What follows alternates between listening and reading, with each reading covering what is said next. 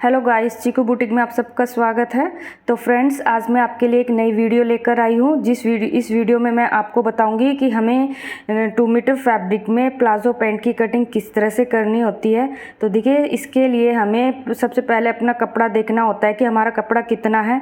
तो जो यहाँ पे मेरा कपड़ा है, यहाँ पे 2 मीटर फैब्रिक है, ठीक है। और यहाँ पे देखिए, जो मैंने 2 मीटर कपड़ा लिया है, इसको हम इस तरह से देखेंगे। और यहाँ पे अपने कपड़े को सबसे पहले 2 फोल्ड में रखना है। ये देखिए, तो जब भी आप प्लाजो पैंट की कटिंग करते हैं तो अपने कपड़े को इस तरह से 2 फोल्ड में अच्छे से सेट करके रख लीजिए। और देखिए, जो यहाँ पे जो किनार वाली है वो हमें अपनी साइड रखनी है और बन साइड हमें दूसरी साइड रखनी है। तो देखिए, जब भी हम कटिंग करते हैं ना, तो सबसे पहले हमें जो एक साइड में जो किनारे होती है ना, ये हमें नहीं लेनी होती है। तो इसको निकालने के लिए हमें यहाँ पे आधा इंच का यहाँ पे मार्क करते हुए अपने कपड़े को यहाँ पे छोड़ देना है। ये देखिए, तो इस तरह से मैंने यहाँ पे मार्किंग कर ली है। जो हमें यहाँ पे किनारे है वो बिल्कुल यहाँ पे स्किप कर देना है। ये देखिए, तो इस तरह से मैंने यहाँ पे निशान लगा दिया है। और अब देखिए, जब भी हम पैंट प्लाजो की कटिंग करते हैं ना, तो सबसे पहले हमें अपना 2 इंच या 2.5 इंच हम अपने लास्टिक के लिए यहाँ पे छोड़ते हैं। ये देखिए, तो देखिए, अगर आपकी जो लास्टिक ज़्यादा चौड़ी है तो आप उसके लिए 2.5 इंच लीजिए, और नहीं तो 2 इंच भी आप ले सकते हैं। तो मैंने यहाँ पे जो लिया है, यहाँ पे 2 इंच लिया है। ओके। और अब हम यहाँ पे स्केल की हेल्प से यहाँ पे इसको इस तरह से सीधा कर देंगे, ताकि जो मार्किंग है वो हमारी अच्छे से दिखे। तो जब भी आप प्लाजो पैंट की कटिंग करते हैं तो सबसे पहले आप उसके अंदर यहाँ पे 2 इंच का जो मार्जिन है वो छोड़ देंगे, जो हमारा लास्टिक के लिए फोल्ड में होगा। और अब इसके बाद देखना है कि हमें यहाँ पे अपनी लेंथ देखनी है। तो देखिए, जो भी आपकी लेंथ हो आप उसके अकॉर्डिंग मार्किंग कीजिए। तो जो मेरी यहाँ पे जो लेंथ है वो मैंने यहाँ पे ली है 36। ओके। तो यहाँ पे मैंने 36 इंच पर यहाँ पे एक मार्क लगा दूँगी। तो जो भी आपकी हो आप उसके अकॉर्डिंग लगाइए। यहाँ पे जो मेरा मेज़रमेंट है वो मैंने यहाँ पे 36 लिया है। तो मैं यहाँ पे 36 पर इस तरह से एक मार्क लगा दूँगी। ये देखिए, तो इसको और 2 इंच मैंने यहाँ पे एक्स्ट्रा फोल्ड बॉटम फोल्ड के लिए लिया है। ओके। तो अब इस तरह से हम इसको भी सीधा लाइन ड्रॉ कर देंगे। और यहाँ पे हमने इस तरह से मार्क कर दिया है। और अब हम देखिए, जो नीचे यहाँ हमने बॉटम फोल्ड के लिए एक मार्क लगाया था, अब हम इसको भी यहाँ पे इस तरह से स्ट्रेट लाइन कर देंगे। ये देखिए, तो अब हम देखते हैं, यहाँ पे जो हमने बॉटम फोल्ड के लिए ले लिया और यहाँ पे लास्टिक के लिए ले लिया है, ठीक है। और अब हमें बीच में अपना लेंथ का निशान लगाना है। तो देखिए, जो भी आपकी लेंथ हो आप उसके अकॉर्डिंग लगाइए। और अब हम इसके बाद देखते हैं कि यहाँ पे अपनी कमर का निशान लेना है। ओके। तो कमर जो भी आपकी आती है उसको 4 से डिवाइड करिए, और डिवाइड करके जो भी आता है उसके अंदर आप 2 इंच या 2.5 इंच लूजिंग के लिए ले लीजिए। जो भी आता है टोटल आप वहाँ पे निशान लगा दीजिए। जैसे मेरा यहाँ पे 40 का 4 से डिवाइड करके 10 इंच आया था। ओके। तो मैंने यहाँ पे 2 इंच लूजिंग के लिए लिया है, तो टोटल मेरा यहाँ पे हो गया 12 इंच। ओके। तो यहाँ पे मैंने 12 इंच का निशान लगा दिया है। ये देखिए, और अब देखिए, इसके बाद देखते हैं हम अपना हिप का। यहाँ पे जो हमारा आसन है, आसन हमें किस तरह से लेना है। तो आसन हमेशा हमें अपना हिप का देखना होता है। तो देखिए फ्रेंड्स, जो भी आपका हिप हो ना, उसको भी 4 से डिवाइड करना है। ओके। तो जो भी 4 से डिवाइड करके आएगा उसको आपको उसके अंदर भी 2 इंच लेना है। ओके। तो 2 इंच आप यहाँ पे ले लीजिए।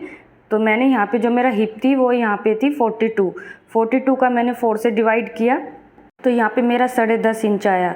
ठीक है। तो यहाँ पे मैंने फिर 2 इंच और लूजिंग के लिए लिया है। ठीक है। तो यहाँ पे मेरा हो जाएगा 12.5 इंच। ये देखिए, तो मैंने यहाँ पे 12.5 इंच पर इस तरह से एक निशान लगा दिया है। अब हम इसके बाद लगाएंगे अपना क्रोच एरिया। तो क्रोच एरिया के लिए मैंने यहाँ पे 3 इंच पे निशान लगाया है। ओके। तो आप इसको ज़्यादा भी ले सकते हैं। अगर आपका हैवी साइज़ है तो आप 3 इंच लीजिए, अगर मीडियम साइज़ है तो आप इसको 2 इंच ले सकते हो। तो देखिए, अगर आपका क्रोच एरिया अगर यहाँ पे 3 इंच लेते हो ना, तो आपकी जो पैंट है वो बिल्कुल भी खिंचाव नहीं करेगी और बहुत ही अच्छे से बनकर तैयार हो जाएगी। और जो इसका जो मेन पॉइंट यहाँ पे है, क्रोच एरिया की जो हम यहाँ पे गोलाई लेते हैं ना, इसको बहुत अच्छे से लेनी होती है। अगर आप ये गोलाई अच्छे से नहीं लेते हो तो इसमें आपकी जो पैंट है ना वो बहुत खिंचाव करेगी, और जिसकी वजह से आपको बिल्कुल अच्छा नहीं लगेगा। और जो अगर आपकी यहाँ पर गोलाई अच्छी होती है तो आपको इसमें मियाने की भी ज़रूरत नहीं पड़ेगी और आपकी पैंट भी बहुत अच्छी बनेगी। तो देखिए, अब हमने यहाँ से 3 इंच लिया है। और यहाँ तक देखना है जो हमने किनार छोड़ी है। तो यहाँ पे जो भी आपका मिडल पॉइंट आता है ना, आपको उस पर निशान लगाना है, ठीक है। तो इस तरह से मैंने यहाँ पे मिडल पॉइंट पर एक निशान लगा दिया है।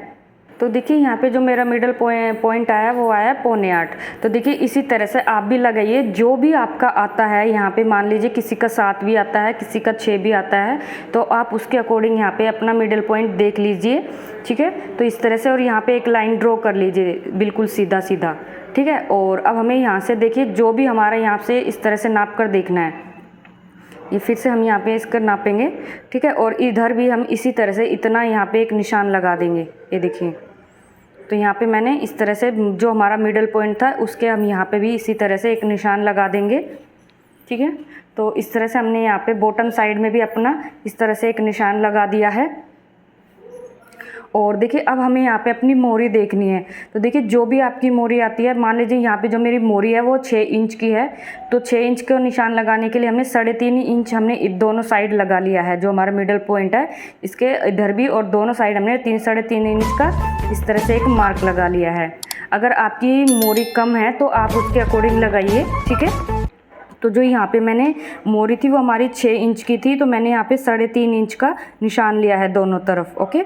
और अब देखिए यहाँ पे हमें अपनी शेपर पट्टी का यूज़ करना है। अगर आपके पास शेपर पट्टी है तो बहुत अच्छा है, अगर नहीं है तो कोई बात नहीं, इसको हम सीधा सीधा भी इस तरह से मिला देंगे। तो यहाँ पे देखिए मेरे पास शेपर पट्टी थी तो मैंने इसका यहाँ पे यूज़ किया है। और देखिए अब इस तरह से हमें अपना जो यहाँ पे 3.5 इंच का जो निशान था इस तरह से अपनी शेपर पट्टी को रखना है। और यहाँ पे इस तरह से हल्के हाथों से यहाँ पे इस तरह से मार्क कर देना है।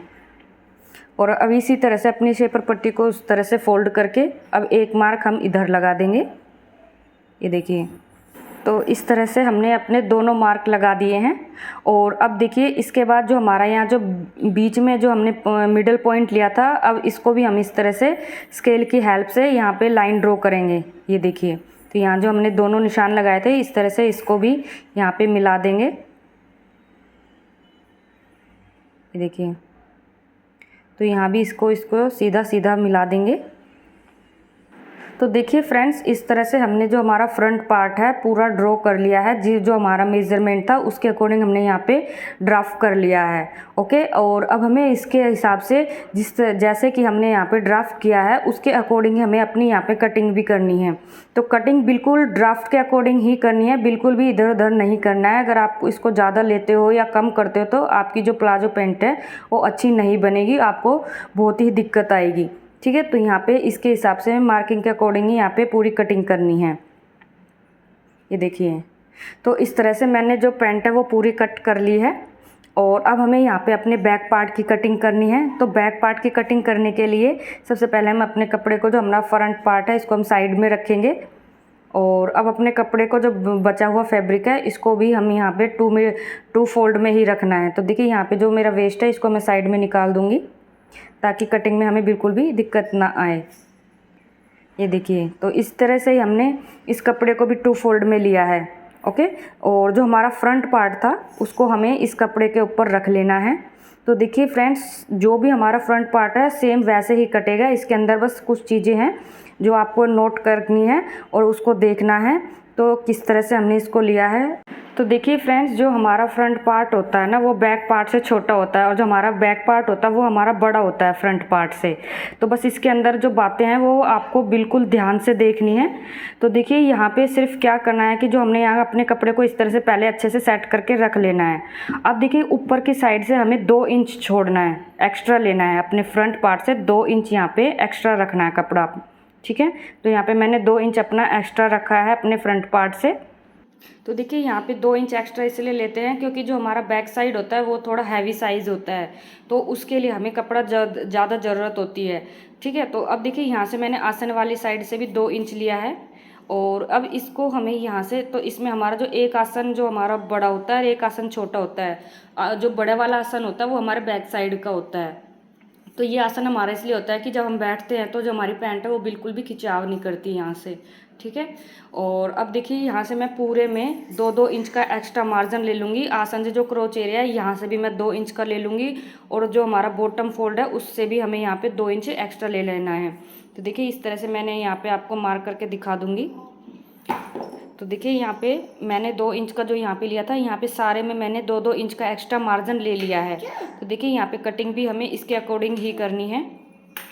तो जैसे हमने फ्रंट पार्ट की कटिंग करी थी वैसे ही हमने यहाँ पे अपने बैक पार्ट की भी कटिंग करी है। तो सारी जगह से हमने यहाँ पे 2-2 इंच का मार्जिन लिया है, ये देखिए।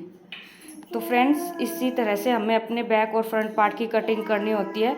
तो फ्रेंड्स अगर आपको मेरी वीडियो पसंद आई हो तो प्लीज़ मेरे चैनल को सब्सक्राइब कीजिए और मेरे वीडियो को लाइक कीजिए। अगर आपको कहीं भी कुछ भी दिक्कत आई हो या आपको कुछ समझ में नहीं आया तो आप मुझे कमेंट करके पूछ सकते हो।